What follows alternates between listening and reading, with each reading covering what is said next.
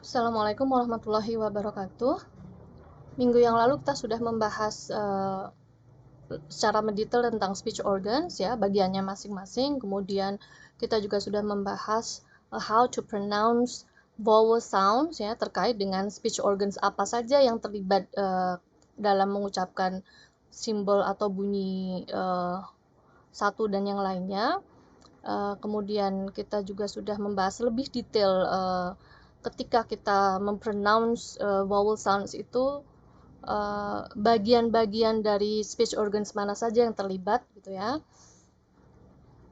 Ini adalah sebenarnya tabel yang sama ya dengan ini yang tadi, dengan yang ini.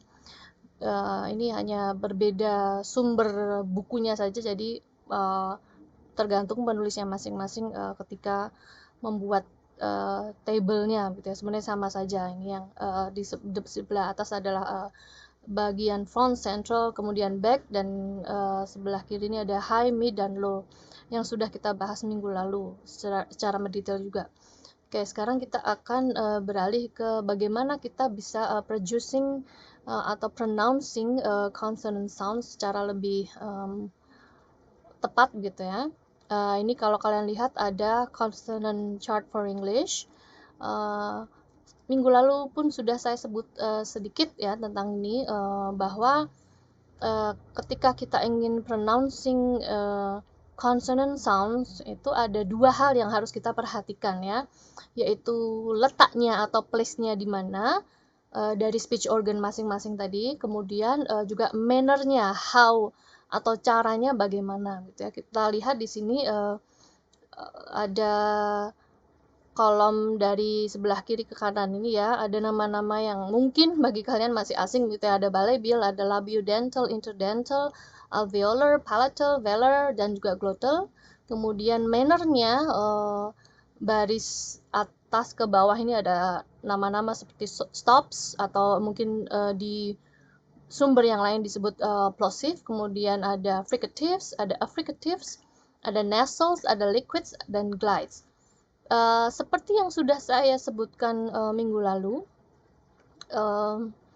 bahwa tabling ya, atau apa istilahnya, tabel-tabel yang dibuat oleh satu buku atau penulis ya, satu dan yang lainnya itu mungkin akan terlihat sedikit ada sedikit perbedaan gitu ya, karena memang masing-masing ahli mungkin punya pendapat masing-masing, tapi sebenarnya kalau kita pelajari dan bandingkan satu persatu itu sebenarnya sama gitu ya. Nah, kalau kita lihat di sini juga ada nama-nama yang hampir mirip tadi, balaibial, labiodental, dental, alveolar, palato-alveolar, dan sampai ke glottal.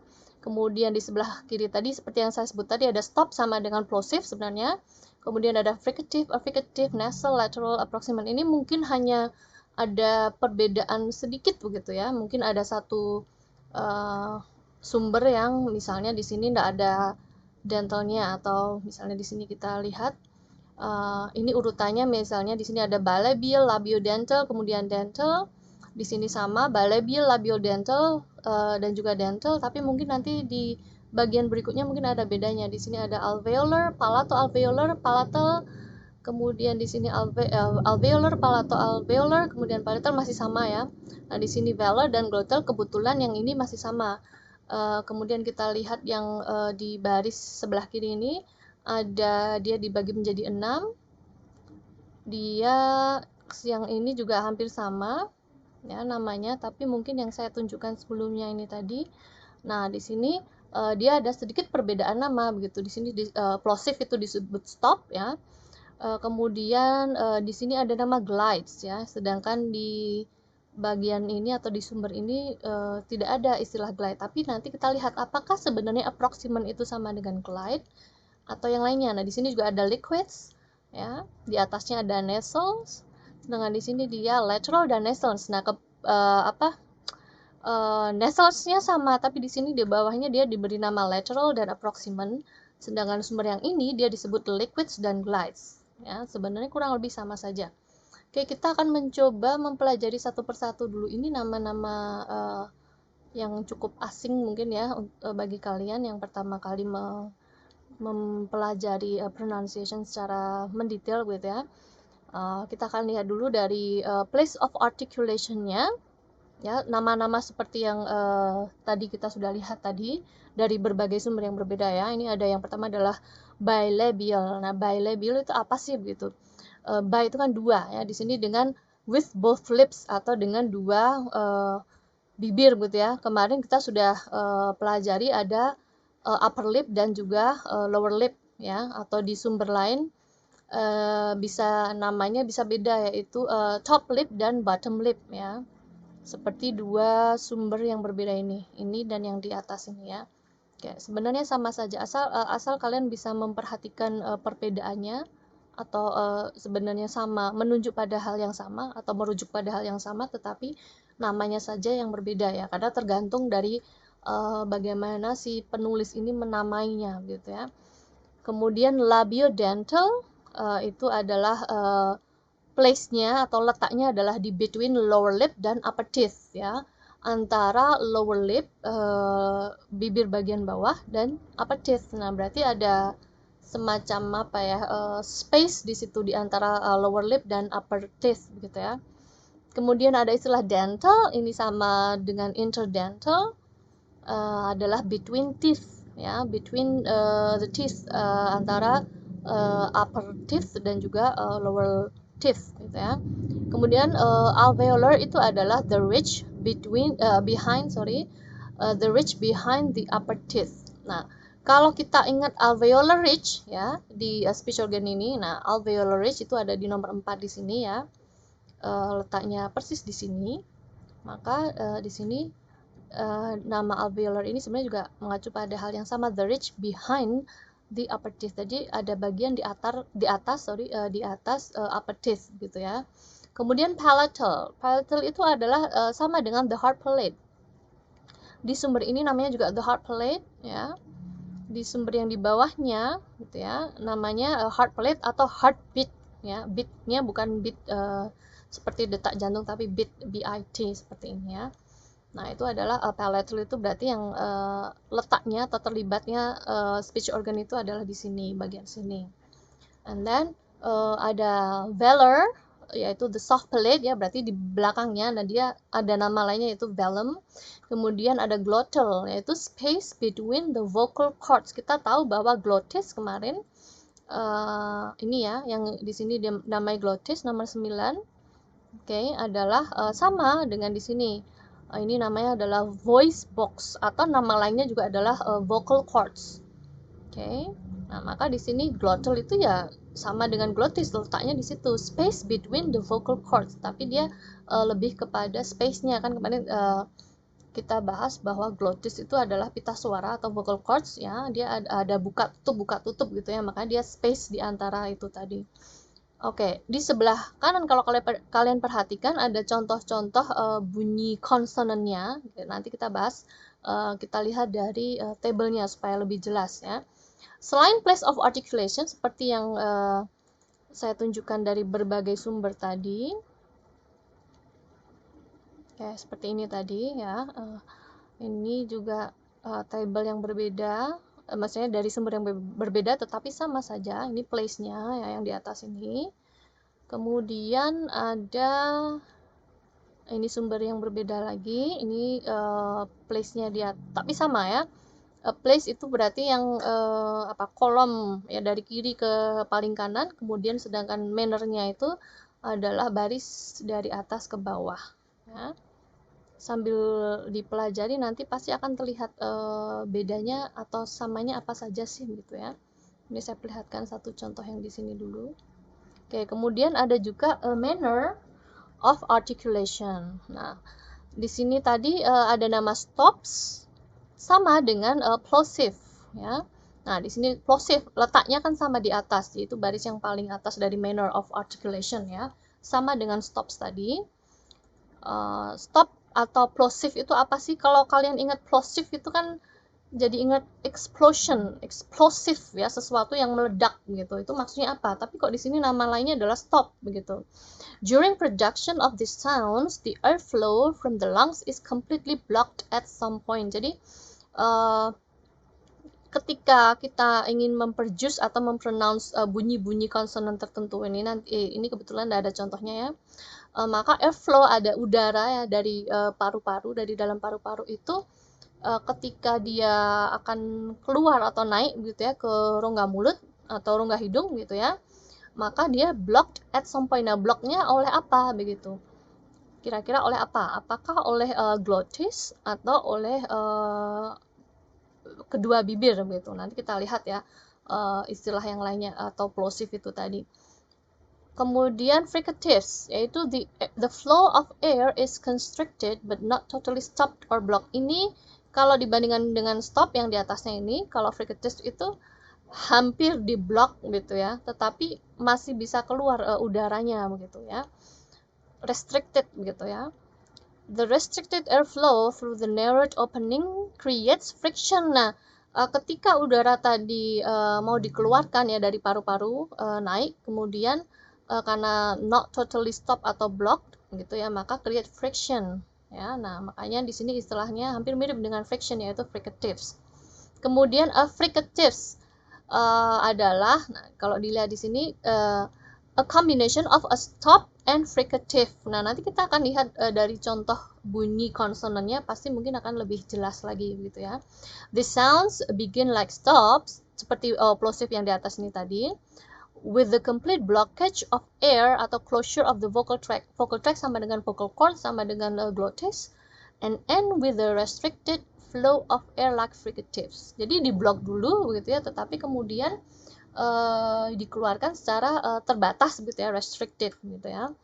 Nah, berikutnya ini adalah suara nasal. Kalau kita ingat nasal itu sama dengan nose ya, maka ini manner-nya gitu ya, atau di sini kalau kita lihat di sini tadi di sini tidak ada kaitannya dengan place di nose ya, tapi di sini manner-nya gitu ya, tidak jauh-jauh dari nose gitu. With the sounds, the flow of air is cut off ya, cut off through the mouth and redirected through the nasal passage. Nah, nasal passage sama dengan kemarin nasal cavity, rongga hidung ya di tengah di sini. Yang nomor 2 ini kurang lebih ya. Oke. Kemudian in a sense there's complete obstruction because no air escapes. Jadi udara yang mau keluar ke hidung itu enggak apa ya? Oh, ini no air escapes through the mouth. Maksudnya udara itu terblok ya. Udaranya yang mau keluar dari paru-paru itu enggak bisa keluar lewat mulut gitu ya. Kan karena antara rongga hidung dan rongga mulut itu kan di sini dia terhubung lah gitu ya. Jadi kemarin kita sudah bahas bagaimana orang bisa tersedak ya. Apa yang terjadi ketika orang tersedak itu berarti bayangkan seperti itu. Maka di sini keterangannya adalah nasal itu no air escapes through the mouth.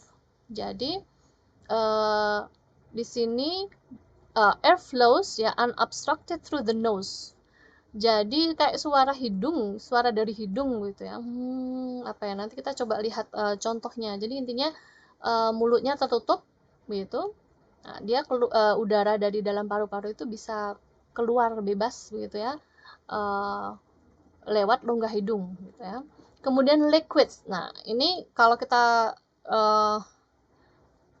kaitkan dengan kata liquid itu sendiri kan cairan, tapi apakah ini kaitannya dengan cairan begitu? The sounds are created with little obstruction of air. Instead we position our tongue in the vocal tract. Nah, ini coba kita imagine dulu ketika our tongue ya in the vocal tract and let the air pass around it. Kira-kira bagaimana suara liquid itu? Nanti kita lihat dari contoh bunyi konsonannya. Because it's hard to pinpoint the obstruction, the sounds are less solid. Nah, maksud dari liquid itu adalah karena less solid bunyi yang muncul gitu ya. Then some other consonants, which is why they're called liquids. Oke, nanti akan kita lihat lebih lanjut atau lebih jelas lagi dari contoh-contoh bunyi konsonannya. Yang terakhir adalah glides ya. Ingat tadi setelah nasal tadi dari sumber lainnya dia termnya atau istilahnya sudah berbeda, bukan liquids atau glides, tetapi tadi ada yang ada sumber yang menamai lateral dan approximant gitu ya. Nah, di sini juga lateral dan approximant. Nah, di sini dia namanya liquids dan glides. Ya, jadi sebenarnya sama saja. Oke, bagaimana dengan suara atau bunyi glides gitu ya? This sounds like liquids are produced with very little obstruction of air. To produce glides, we bring articulator close together and then pull them apart, letting the sounds glide off them. Ya, jadi kalau dibayangin glide itu kayak perosotan gitu ya. Jadi kayak anak-anak turun meluncur begitu ya dari perosotan gitu. Glides are sometimes referred to as semivowels because they are midway between consonants. Nah, midway between consonants and vowels. Jadi kayak ini antara consonant atau vowel sounds begitu. But they are classified as consonants, tapi ternyata masih diklasifikasikan ke dalam ranah konsonan begitu. Contohnya adalah iyah dan wuh ya. Which are acoustically similar to i ya dan Nah, begitu. Jadi iyah gitu ya. Wah, Nah, hampir mirip, makanya dia namanya glide. Jadi kayak meluncur begitu ya. Karena dia antara consonant dan vowel begitu ya. Between consonant dan vowel sound. Oke, sekarang kita lihat dari contoh ini dulu ya. Sudah ada contoh masing-masing ya. Ada yang satu bagian begini, hanya satu contoh saja, yaitu suara misalnya. Itu termasuk bilabial, place-nya adalah di bilabial. Kemudian manner-nya adalah nasal. Nah, kalau kalian ingat tadi penjelasan saya tadi, nasal itu adalah ketika bunyi itu ketika udara gitu ya, udara itu dia mau keluar dari paru-paru, tetapi dia tidak bisa keluar dari rongga mulut karena bibirnya tertutup. Coba kalau kalian not producing any sound, tetapi mencoba mengeluarkan udara dari dalam, tetapi keluarnya ke hidung, jadi kayak bernafas gitu ya, tapi mulut kita harus tertutup gitu. Nah, kalau kalian perhatikan di sini kan pasti ada udara yang keluar gitu ya dari hidung ya, dengan mulut tertutup gitu ya. Oke, itu adalah suara meh ya atau ya, makanya dia manner-nya adalah nasal alias dia tertutup mulutnya gitu atau bibirnya tertutup rapat. Kemudian place-nya adalah di bilabial. Tadi kalau kalian masih ingat tadi, nah bilabial itu apa? With both lips ya, jadi hampir sama tadi antara nasal tadi dengan bilabial ya. Bilabial with both lips. Sedangkan nasal tadi di sini ada, nah ini no air escapes through the mouth, karena memang mulutnya tertutup gitu ya, atau bibirnya tertutup gitu ya. Oke. Sekarang kita coba suara yang lainnya lagi atau bunyi yang lainnya lagi, sorry. Misalnya nih, bilabial dan plosive. Place-nya adalah di bilabial tadi with two lips ya, both lips gitu ya. With both lips itu bilabial, berarti bunyi ini harus muncul gitu atau bisa muncul ketika gitu ya mulutnya justru tertutup gitu ya, yaitu bilabial. Sedangkan plosive itu tadi udara yang akan keluar dari paru-paru keluar gitu ya, tetapi dia tertahan di mulut, tapi kemudian diledakkan gitu ya, karena dia plosive tadi. Kita lihat dulu plosive tadi seperti apa, atau ini istilahnya adalah stops ya. During projection of the sounds, the airflow from the lungs is completely blocked. Nah, ini blocked at some point. Jadi bloknya diblok dulu, baru kemudian diledakkan karena oleh karenanya dia tadi namanya plosive gitu ya. Jadi ketika menyuarakan pah, nah dulu sudah saya jelaskan juga ketika kalian mencoba ya, bedanya antara bunyi P in bahasa dengan bunyi P in English gitu ya. Ketika kalian letakkan sebuah kertas begini ya di depan mulut lah begitu ya, tapi jangan terlalu ketutup seperti ini, di antar atau di bawah hidung sedikit gitu ya. Ketika kalian menyuarakan P, nah ini kertasnya ini harus bergeraknya bukan karena kipas angin, kebetulan saya menyalakan kipas angin, tapi karena memang udara itu diledakkan dari dalam tadi, ditahan dulu di mulut yang tertutup rapat, baru kemudian diledakkan gitu, pah gitu ya. Sama juga dengan bah. Nah, tetapi antara pah dan bah itu ada perbedaan ya. Kalau bah itu nanti kalau kalian masih ingat ya, vocal cords di sini atau pita suara kalian itu bergetar, beh begitu ya. Sedangkan pah itu tidak bergetar, walaupun ada semacam bergerakan di sini gitu ya, tetapi yang bergetar pita suaranya adalah ketika kita menyuarakan bunyi beh gitu ya. Oke, kemudian ada lagi contoh misalnya ini antara sh dan juga j. Oke ya, ini berarti sh dan j ya, itu adalah mannernya atau place-nya dulu ya. Place-nya adalah disebut palato-alveolar. Ini kalau kita lihat di contoh atau di buku lain. Nah, ini antara ini ya. Dia namanya palatal. Sedangkan di sini nah, di sini palato-alveolar kalau kalian perhatikan yang di atas ini kan ada.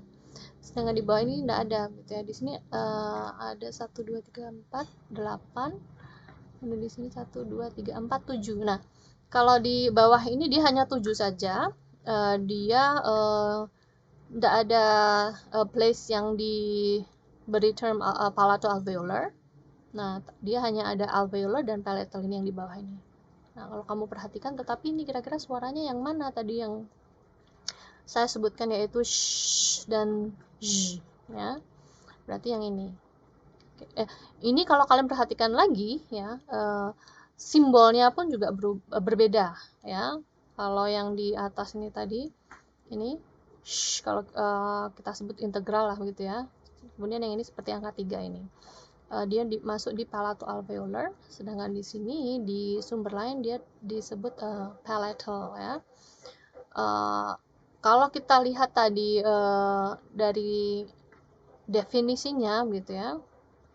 Nah, kalau definisi di sini tadi dia memang tidak ada palato-alveolar, jadi dia hanya somewhere di sini, yaitu antara alveolar dan palatal. Tapi kalau kita lihat ini definisinya tadi, kalau alveolar itu the ridge behind the upper teeth, itu kalian ingat-ingat saja alveolar ridge ya, di atas gigi bagian atas gitu ya. Jadi rongga dinding ya, apa ya istilahnya, langit-langit mulut begitu ya, yang paling dekat dengan gigi atas ya.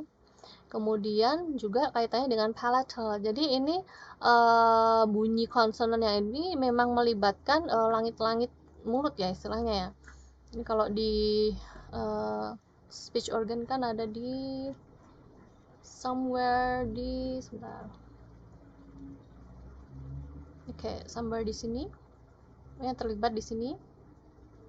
Kemudian kalau di sumber ini dia di sini ya, di nomor 4 dan 5, oke ya. Itu antara alveolar ridge dan juga heart palate. Oke. Oh, di sini juga bahkan terlibat, ini tadi ya yang heart palate tadi ya, atau heartbeat tadi ya, alveolar dan palatal di buku atau di sumber ini tadi dia digabung menjadi palato-alveolar. Nah, di sini. Nah, oke, ada suara shh. Nah, kalau kalian bayangkan gitu ya, udaranya tadi dia kan memang ketika kita membunyikan shh gitu ya. Nah, kita lihat dulu di sini ada mannernya. Mannernya adalah dengan cara fricative, di mana tadi fricative ya. Kita lihat lagi adalah Jadi udara yang mau dikeluarkan itu dia tertutup sebagian gitu ya, karena not totally stopped or blocked. Jadi oleh lidah. Jadi lidah bagian tengah itu kayak naik ya, tetapi tidak menempel di langit-langit mulut ya. Jadi udara masih bisa keluar sedikit gitu ya, di atas bagian atas ya. Karena lidah bagian front itu dia naik gitu ya. Maka ada udara sedikit yang bisa dikeluarkan gitu dari dalam paru-paru keluar gitu ya. Maka ketika kita menyebutkan atau membunyikan ya simbol ini, nah gitu ya, itu ada muncul bunyi karena ada tadi suara yang di sini fricative ya, the restricted airflow through the narrowed opening. Nah ini creates friction ya, friksi begitu ya. Jadi suaranya ya atau bunyinya ya gitu. Atau kalau yang tadi yang di sini sama juga dengan ini tadi fricative, dia ada friksi begitu ya, dan dia melibatkan gitu ya, bunyi ini melibatkan tadi antara alveolar ridge dan juga heart plate ya, somewhere di sini gitu. Kemudian ada velar ya, velar tadi di sini nah the soft plate or velum, jadi dia rongga atau langit-langit mulut yang lebih dalam lagi ya, yang dekat dengan uvula. Bentar, ini saya perlihatkan yang lebih jelas. Nah, ini di sini, ini di sini, di sebelah sini soft plate, atau yang di buku ini adalah di nomor 6 gitu ya. Oke, kita lihat lagi, tadi namanya adalah velar, yaitu the soft plate or velum, itu adalah place-nya ya. Kita lihat lagi dari sini tadi. Oke, velar ya. Kemudian karena dia di paling atas, dia kaitannya dengan manner, yaitu dengan cara plosive atau stop begitu ya. Nah, coba kalau kita membunyikan dua consonant sound ini, kah, kah, dan gah, kah, dan gah. Ya, jadi kayak kita menahan udara ya, kita menahan dulu udaranya karena dia plosive tadi, kayak di stop dulu, baru kemudian diledakkan ya dengan place-nya di mana tadi, yaitu di somewhere di soft plate begitu ya. Kah dan gah ya. Sedangkan ini tadi kan bedanya sh dan j gitu ya. Nanti kalau kita lihat dari sumber lain mungkin akan terlihat lidah bagian mana ya yang terlibat.